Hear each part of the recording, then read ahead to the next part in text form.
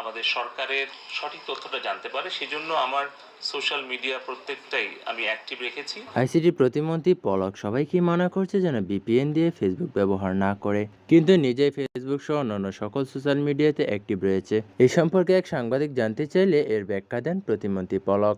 গত 17 তারিখ থেকে কোটা আন্দোলনের সহিংসতার কারণে mobile 4G network, wifi, social media, YouTube, Facebook সহ সবগুলো সোশ্যাল মিডিয়া বন্ধ করে দেয়। ওয়াইফাই চালু হলেও এখনো মোবাইল 4G নেটওয়ার্ক চালু হয়নি, তবে আজ চালু হওয়ার কথা রয়েছে।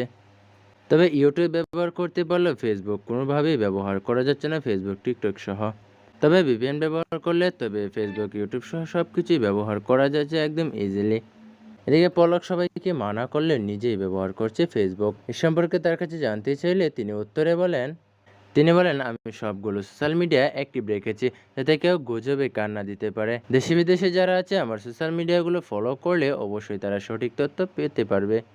ইউটিউব, ফেসবুক, টিকটক এগুলোকে অফিসিয়ালি নোটিশ দেওয়া হয়েছে বাংলাদেশের পক্ষ থেকে তাদেরকে, যাতে মিথ্যা গুজব কন্টেন্ট এগুলো না রাখে, এগুলো সরিয়ে দেওয়ার জন্য নোটিশ করা হয়েছে।